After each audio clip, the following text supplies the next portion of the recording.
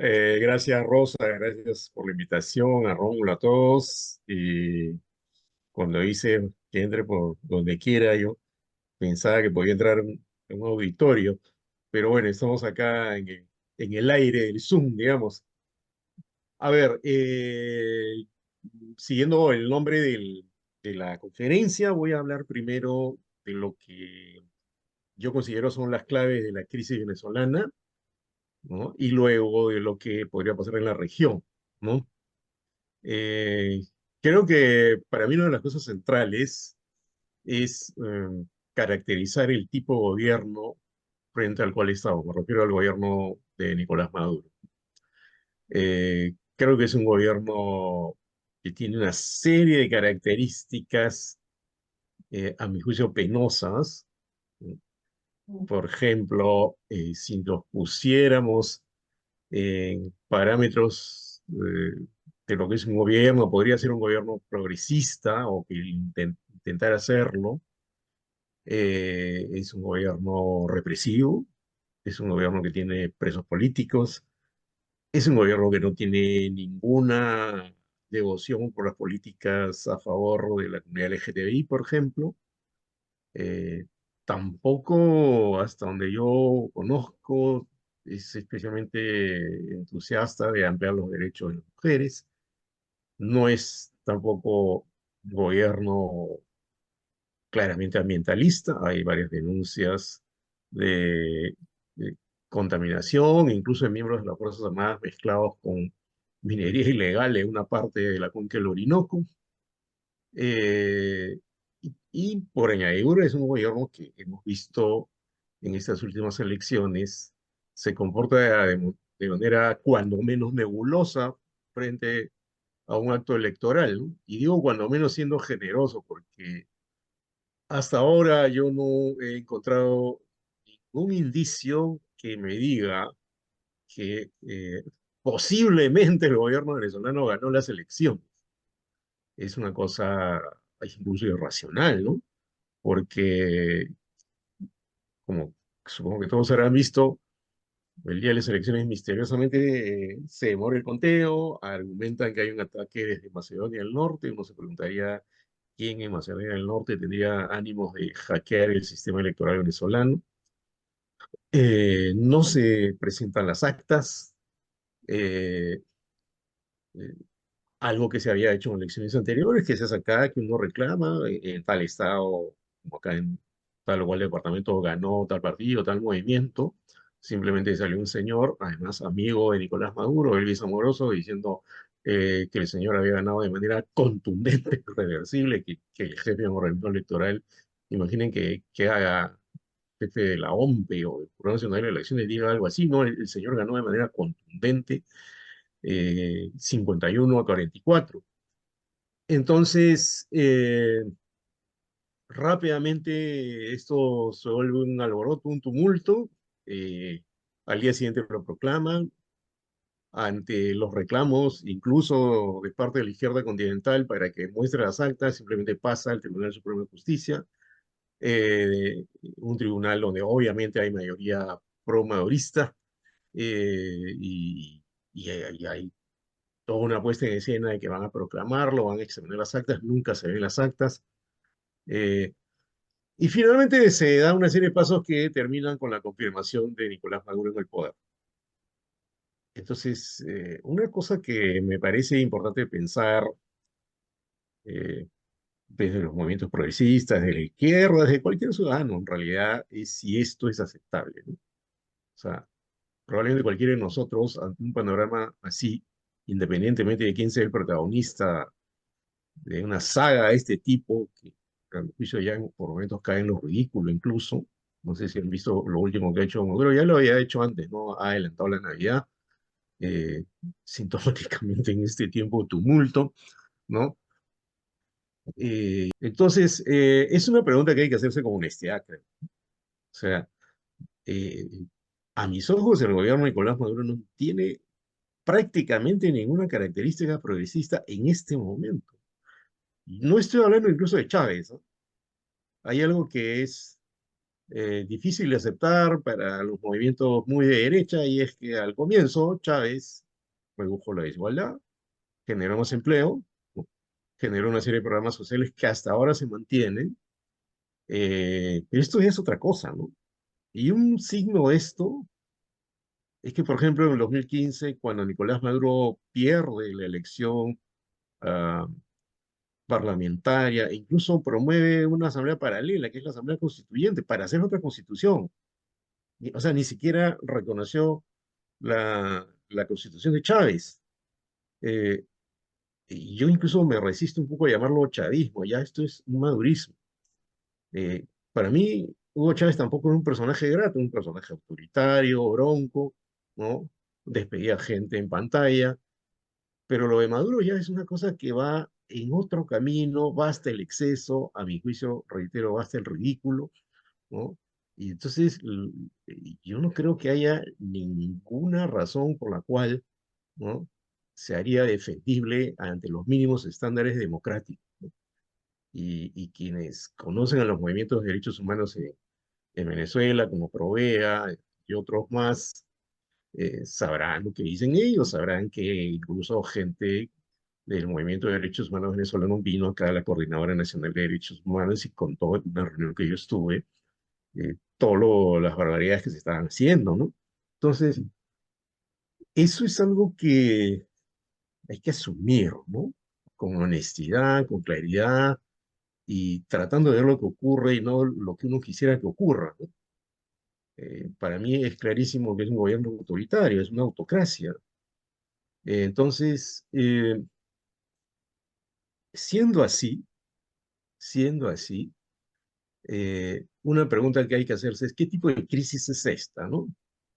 Ok, es una crisis política en la medida que no se resuelve, en la medida que hay un entrampamiento, en la medida que creo que a Nicolás Maduro le va a ser muy difícil mantenerse en el tiempo, como en otras ocasiones. Yo incluso creo que las elecciones anteriores sí las ganó el chavismo, las ganó incluso Maduro, raspando, pero las ganó. Solo hay un momento en el cual el organismo electoral, la empresa electrónica que monitoraba las elecciones venezolanas, sale de escena y denuncia que hay algo extraño, fue en la elección anterior, pero incluso ahí se podría creer que todavía ya tenía alguna posibilidad de ganar Nicolás, ¿no? Eh, pero, por ejemplo, ahora ha salido también un miembro del propio Consejo Nacional Electoral que no es pro-gobernista a decir que había irregularidades. Entonces, eh, creo que hay una crisis política, pero un entrampamiento. Es muy difícil salir de esto. Me parece que es muy difícil que Nicolás Maduro se sostenga en el tipo como en otras ocasiones, aun cuando tiene el apoyo de China, Rusia, dos pesos pesados de la política mundial. Pero, por ejemplo, hay que mirar quién más lo apoya. Bielorrusia, Serbia, Nicaragua, que es claramente una dictadura, Cuba, Bolivia, ¿no? Pero paremos de contar, ¿no? Y yo incluso tiendo a creer que la lealtad de China es relativa, como es relativa incluso con Rusia. O sea, a China le interesa que le paguen las deudas. China no creo que mantenga una lealtad per se a Venezuela por motivos ideológicos. Eh, Rusia tiene vínculos militares y políticos, probablemente defiende un poco más al régimen de Maduro, pero tampoco creo que eso sea una garantía de que le va a ser fácil seguir flotando en el tiempo, ¿no? Ahora, es también una crisis política en el sentido de que ha puesto eh, en escena eh, la falta de consenso en América Latina. Eh, Fíjense ustedes que no se puede decir ahora que defender a Nicolás Maduro es estar contra la derecha. ¿Por qué? Primero, porque el gobierno de Maduro creo que no tiene credenciales para llamarse de izquierda, es demostrable eso. Segundo, por parte de la propia izquierda continental, Lula, por ejemplo, hoy día ha vuelto a hablar sobre Maduro, ha dicho que es decepcionante, ¿no? Petro mismo, que tuvo una actitud intermedia y que antes estaba tratando que Maduro vuelva a reinsertarse en la escena internacional, también está pidiendo que muestren las actas, ¿no? Maduro los ha llamado arrastrados, ¿no? Boric fue uno de los primeros que tomó distancia, ¿no? Muy claramente. López Obrador, ok, ya no ha tomado tanta distancia, pero tampoco se comió el paquete, ¿no? Y por otro lado, hay gobiernos como el de Milei, que ciertamente es durísimo con Maduro y que tiene relaciones, vamos a decir, apapachantes con María Corina Machado, ¿no? Que plantea otra pregunta, ¿no? Es decir, y la gran preocupación, supongo, es qué pasa si cae Maduro. ¿Viene un gobierno como el de Milei? Bueno, yo lo dudo, la verdad. Porque hay que ver que la oposición venezolana no es, como dice Nicolás Maduro, una oposición fascista, es una oposición heterogénea. Hay ex chavistas ahí como Andrés Izarro, ¿no? Hay grupos que están incluso en la Internacional Socialista. Ya, alguien me diría que la Internacional Socialista puede ser de derecha. Bueno, lo que quieran, pero no es una oposición fascista como él denuncia. Eso es parte de su discurso de comunicación política. Que hay el riesgo de que se vuelva un gobierno durísimo de derecha como el de Milei, yo tengo mis dudas. Tengo mis dudas porque Edmundo González no es para mí ningún fascista, es un hombre de derecha. ¿Sí? Ya, es alguien que podría estar acá en el PPC, digamos. María Corina Machado sí es un personaje controvertido, pidió una intervención militar en una ocasión, ha pedido eh, eh, trasladar la embajada de Venezuela a Jerusalén, cosa que sería una completa locura en ese momento, pero no es que ella sea toda la oposición, es la cabeza, eso es cierto. Pero en una definición política, no es necesariamente ella la que va a llevar la voz cantante, ¿no? O no es solamente ella. Y la otra cosa que hay que preguntarse es si no solo Venezuela, sino América Latina tiene la posibilidad de buscar una salida latinoamericana, tipo el grupo de contadores en los años 80. Eso es lo que yo creo que están tratando de hacer Petro y Lula, especialmente Lula. Pero si no lo apoyan otros gobiernos, si una parte de la izquierda se resiste a esa salida, si no tiene ningún problema con que Nicolás Maduro llame arrastrado a Lula, si no tiene tampoco ningún problema con que Daniel Ortega insulte a Lula, o creo que incluso a Petro, o a Boric, entonces una salida, digamos, con ojos progresistas va a ser muy difícil, casi imposible. Aparte de eso, hay una crisis moral. O sea, este es un gobierno que tiene varios lados por donde se le podría encontrar casos de corrupción escandalosos, ¿no? Diosdado Cabello está acusado de narcotráfico. No estamos hablando de cosas así. O sea, eh, la crisis moral es muy severa porque cuando hay un gobierno autoritario, ustedes saben, es cuando hay menos control social. Y por último, ha habido una crisis económica que ahora está remitiendo un poco, que es, ojo, una de las formas en las cuales Maduro se está defendiendo y probablemente sea una de las razones por las cuales todavía hay una parte de la población, o incluso ahora una parte de la población, votó por él, porque la crisis económica de hoy no es la misma de hace 5 años. Hay pequeños emprendimientos, hay un respiro, hay un relajamiento del control del dólar, ok, pero la precariedad sigue. ¿No? Entonces, crisis económica también hay, crisis sanitaria, hay que hablar con la gente que estaba allá recientemente, ¿no? Yo hice un reportaje sobre enfermos de VIH que se fueron de Venezuela porque simplemente no tenían cómo tratarse allá y se vinieron acá a tratarse de VIH. ¿No? Entonces, creo que es una situación muy compleja, es una situación a la vez escandalosa, creo yo, y creo que no hay que tener temor de reconocerlo, no se puede aceptar las cosas que están pasando ahí, y a la vez es cierto, y supongo que la preocupación de alguno de ustedes también va por ahí, y también la mía, ¿cuál es el papel de Estados Unidos en esto? Estados Unidos está en un momento electoral, ¿no? Joe Biden está más con la cabeza en la Franja de Gaza, en Corea del Norte y en Ucrania. Pero ciertamente hay que leer alguna entrelínea de los últimos meses. Representantes de Estados Unidos se han reunido con representantes del gobierno Maduro en Qatar hace unos meses. Venezuela está volviendo a exportar petróleo a Estados Unidos desde hace unos meses, ya varios. Tampoco tiene los vínculos rotos y tampoco creo que Estados Unidos vaya a definir completamente este partido. Hay una razón por la cual podría haber una disputa y es que Estados Unidos sí tiene una preocupación por la presencia de China y Rusia en la región. A Estados Unidos le preocupa el megapuerto Chancay y le preocupa obviamente la presencia de China en Venezuela, pero como señalaba hace un momento, los chinos no van a tener ninguna lealtad si un gobierno se cae. Miren, un dato de, no de ahora, sino en el momento en el cual apareció Juan Guaidó. Lo empiezan a reconocer varios países, China no lo reconoce, pero una vocera de la Cancillería china en un momento que dice que ellos ya han conversado con el otro lado. ¿Quién era el otro lado? Juan Guaidó. Hay que saber quiénes son los chinos, cómo actúan en el escenario internacional.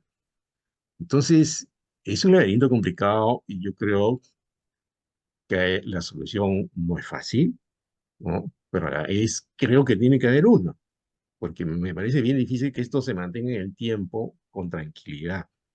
Para mí, una salida posible es la que ha propuesto Celso Amorín, el asesor de Lula en temas internacionales y es canciller brasileño, que es una suerte de segunda vuelta, ¿no? Ya que no quedó claro quién ganó, ok, una segunda vuelta con todas las garantías, misión de observación neutrales, etc. Ok, pero ocurre que ni María Corina Machado, que es la líder de la oposición, a que no sea la candidata, ni Nicolás Maduro quieren eso. Entonces, qué pasa si ellos no quieren eso? ¿Qué es lo que viene? Viene una situación en la cual va a continuar la presión interna y la presión externa, ¿no? Va a ser cada vez más difícil mantener la situación, la represión se puede endurecer muchísimo más, puede ocurrir que haya un momento un quiebre militar, que sería lo peor, ¿no? Porque un quiebre militar, tú sabes cuándo entran los militares, pero no sabes cuándo se van, ¿ok? Eh, Tenemos y 3 minutos. sí, gracias. Y en esa lógica, me parece que habría que ver si se puede encontrar, ¿no? Una ventana de salida. A mí me parece que Lula, antes que Petro, es el que está buscando eso, una ventana de salida, ¿no? Para que haya alguna mínima negociación, porque lo otro es la violencia. Lo otro es la violencia. Violencia que antes ya ha habido, violencia que se puede pronunciar en este contexto. Han habido adolescentes detenidos, ya los han soltado, pero hay algunos todavía. Ha habido gente que ha sido torturada en la cárcel. Ha habido violencia también de quienes protestan.